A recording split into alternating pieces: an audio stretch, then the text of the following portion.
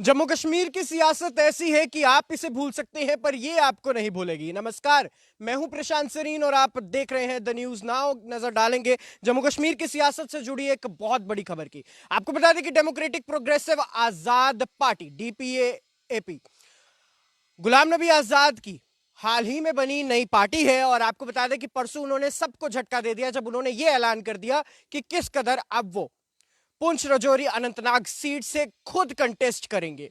यह खबर जानकर सियासत के अंदर एक शोर समझ गया कि आखिर गुलाम नबी आजाद की क्या कुछ मंशा रही होगी इस कॉन्स्टिट्यूएंसी के ऊपर इलेक्शन लड़ने की। आपको बता दें कि इसके चलते कल जब मीडिया बंधुओं ने एक सवाल गुलाम नबी आजाद से किया तो उन्होंने क्या कुछ कहा यह आपके लिए जानना बेहद जरूरी है। सबसे पहले तो उन्होंने एक तंज कसा केंद्र के ऊपर। उन्होंने क्या कुछ कहा कि दिल्ली जैसी हुकूमत जम्मू कश्मीर के अंदर नहीं चलेगी। जम्मू कश्मीर इंडिपेंडेंट था, है और हमेशा रहेगा। जम्मू कश्मीर को आप ये ना समझे कि आप यहां पर एक एलजी बना देंगे, एक चीफ मिनिस्टर भी बना देंगे और अपनी कमान और इसकी जो कमान है वो अपने हाथों में रखेंगे। ऐसा नहीं चलेगा। अगर यहां पर चुनी हुई सरकार होगी तो सरकार चलाएगी भी वही चुनी हुई सरकार। पूरे जम्मू कश्मीर के अंदर फैसले वो लेगी और केंद्र जो है वो फॉलो करेगा। केंद्र जो है हर चीज प्रोवाइड करेगा जैसा हर एक स्टेट के अंदर होता है। लॉ एंड ऑर्डर की जो सिचुएशन है उसमें ट्रांसपेरेंसी रहेगी और बिल्कुल जस्टिस रहेगी। आपको बता दें कि गुलाम नबी आजाद एक दिग्गज चेहरा है, एक ब्रांड के रूप में देखा जाता है, लेकिन वहीं कुछ दूसरे लोग हैं, कुछ बुद्धिजीवी हैं जो ऐसा कहते हैं कि गुलाम नबी आजाद जो है चले हुए कारतूस है और अब उनके का जो किरदार है जम्मू कश्मीर की सियासत के अंदर या हिंदुस्तान की सियासत के अंदर वैसा नहीं रहा जैसा आज से 10 साल पहले रहा करता था। वहीं कुछ लोगों ने यह भी कहा, कुछ सोर्सेस की अगर आप मानेंगे तो उन्होंने ये कहा कि बहुत जल्द 2024 के बाद जब केंद्र सरकार आ जाएगी और अगर भारतीय जनता पार्टी की सरकार आती है केंद्र में एक बार फिर से, तो फिर एनडीए की सरकार के अंदर गुलाम नबी आजाद आपको कैबिनेट मिनिस्टर दिखेंगे, वो भी केंद्र में। और वहीं कुछ अन्य लोगों ने यह कहा कि ऐसा कुछ नहीं है। गुलाम नबी आजाद को सिर्फ और सिर्फ भारतीय जनता पार्टी ने यहां पर कश्मीर की 3 कॉन्स्टिट्यूएंसीज के अंदर अपना वोट जो है तोड़ने के लिए भेजा है, पीडीपी और एनसी को पछाड़ने के लिए भेजा है ताकि वोट शेयरिंग के मामले में पीडीपी और एनसी का जो वोट है, जो उनका वोट बैंक है, वो टूट जाए और बीजेपी कहीं ना कहीं इसका फायदा उठा ले। हाल ही में खबर यह भी आई कि एक बड़ा अलायंस दिखने वाला है अल्ताफ बुखारी, सज्जाद लोन और साथ ही में गुलाम नबी आजाद की पार्टी का।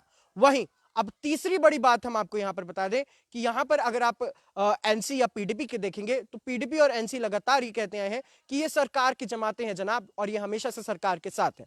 वहीं गुलाम नबी आजाद लगातार उनकी जो बोली है अपने तमाम बयानात के दौरान और तमाम मीडिया संबोधन के दौरान बदलती जा रही है और केंद्र के प्रति उनका जो रवैया है वो अब अलग थलग होता जा रहा है। केंद्र के प्रति उनका जो रवैया है वो अलग थलग क्यों हम कह रहे हैं?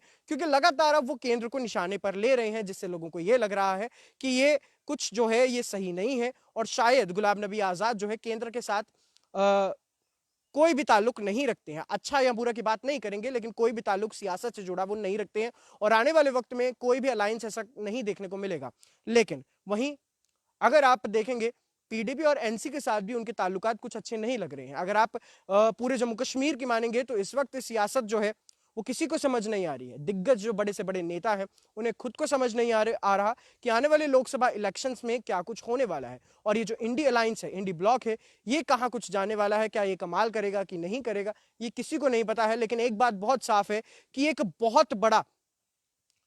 बहुत बड़ी चीज जो है जम्मू कश्मीर के वासियों के लिए उनका इंतजार कर रही है। वहीं गुलाम नबी आजाद का इस वक्त ये बयान आना कि लॉ एंड ऑर्डर की सिचुएशन जो है केंद्र अगर सोचता है कि अपने पास संभालेगा, चीफ मिनिस्टर बनाएगा और लेफ्टिनेंट गवर्नर जो है वो बना देगा और दिल्ली जैसी हुकूमत जो है वो अपने पास रखेगा, हर चीज, चाहे आप स्टेट सब्जेक्ट की बात कीजिए या फिर आप जो है पुलिस की बात कीजिए या आप मेडिकेशन फैसिलिटीज की बात कीजिए, हर चीज को अगर केंद्र संभालेगा तो ऐसा नहीं होगा। अगर चुनी हुई सरकार होगी तो हर चीज का डिसीजन वही लेगी, हर चीज के जो नियम है, कानून है, वो वही बनाएगी जो चुनी हुई सरकार होगी। इसके अलावा उमर अब्दुल्ला से रिगार्डिंग एक सवाल जो है मीडिया बंधुओं ने पूछा था कि हाल ही में उन्होंने जो है इंडी ब्लॉक के लिए क्या कुछ कहा था और गुलाम नबी आजाद के लिए क्या कुछ टिप्पणी की थी। जिसके सवाल में गुलाम नबी आजाद ने क्या कुछ कहा सुन लीजिए। गुलाम नबी आजाद ने यह कहा कि जिस वक्त उमर अब्दुल्ला पढ़ाई कर रहे थे, होटल मैनेजमेंट कर रहे थे, उस वक्त मैं पहली दफा कंटेस्ट करके इलेक्शन जो है वो जीत कर आया था। मैं वो हूं जहां पर उस स्टेट से मैंने पहली दफा लड़ा था जहां पर मुसलमानों की संख्या सिर्फ 5% थी, लेकिन फिर भी इसके बावजूद में मैं जो है जीत कर आया। इससे पता चलता है कि धर्मनिरपेक्षता के साथ हम सियासत करते आए हैं और की है और हमेशा करते रहेंगे। इससे पता चलता है कि हम जो है, चाहे हिंदू के दिल हो, चाहे मुसलमान का दिल हो, चाहे सिख का दिल हो, चाहे क्रिश्चियन का दिल हो, सबके दिलों में गुलाम नबी आजाद जो है उनकी एक से छवि है, अच्छी छवि है और हमेशा से ही उनकी एक सेकुलर छवि मानी गई है। उन्होंने कभी भी किसी के भी धर्म या फिर किसी भी धर्म विशेष को लेकर कोई टिप्पणी नहीं की और ना ही कभी कोई ऐसा फैसला लिया जिससे एक पर्टिकुलर समुदाय को कोई मुश्किलों का सामना करना पड़ा हो।